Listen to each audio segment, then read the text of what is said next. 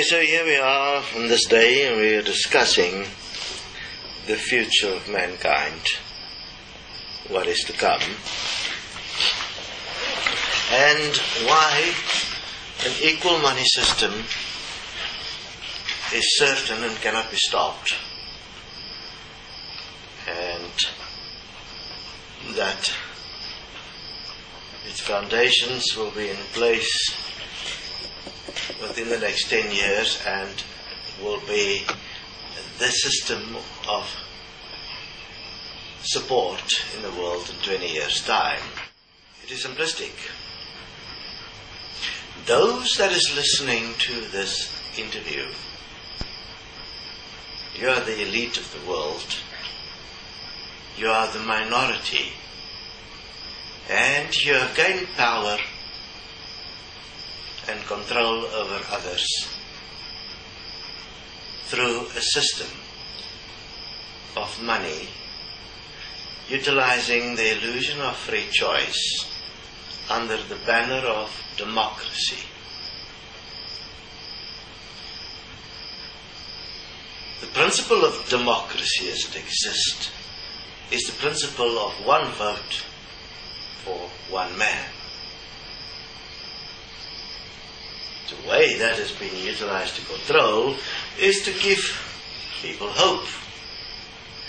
Whoever gives the best message of hope will be the next president or the next leader. Equal money is not a message of hope.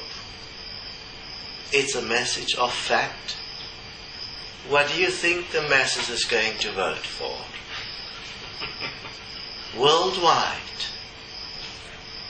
So I invite you to investigate the principles of an equal money and labor system, because by hook or by crook, that means you're either going to be there participating in establishing the system, which means you join and enjoy the journey of this, or you'll be voted out, and obviously who's in government does what? Makes the rules. What rules are we talking about? What type of education is given to children? What type of economic system is used? What type of labor system is used?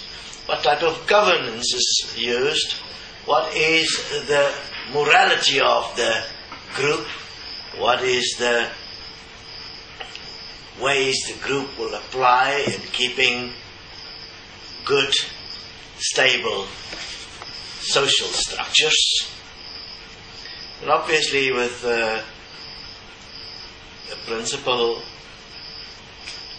that is based on valuing life equally through an actual system that produced what it says it does, which supports everyone,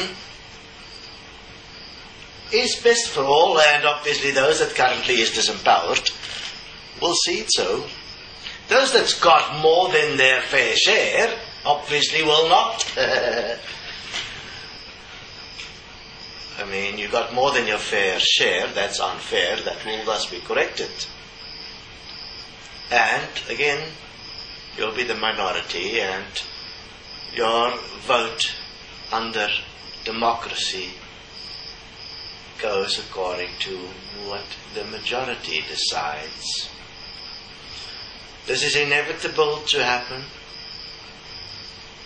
and understand that destiny in terms of its existence has been a process of research. We started off with the spiritual, because like all, I was also blissfully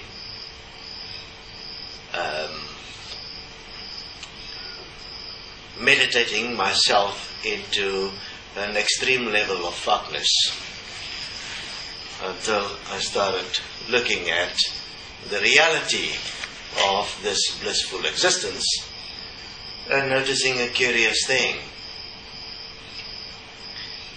If I have a roof over my head and I have some money and I have food, then I am blissfully unaware of anybody else's troubles, and therefore I'll defend my position and I will weave all kinds of stories to make sure that my position of comfortability and superiority is not touched.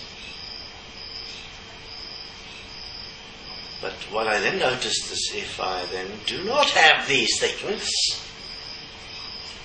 I am disempowered to the effect that I have virtually no say in what happens to my reality, because I do not have the tools to support myself. And I cannot get them unless I adhere to the system that is controlled by those that has more than their fair share. So if you are one of those that has got more than your fair share, an act of compassion would be to realize that that is not acceptable and that it requires adjustment. Now, in the process of the destiny discussions, we've obviously also investigated heaven. And part of the destiny message will be to prepare you in every way possible, if you would dare to hear, to prepare you to be effective when you die and crossing over to a new environment. Obviously, you are currently in an environment which is impulsing you to accept it the way it is.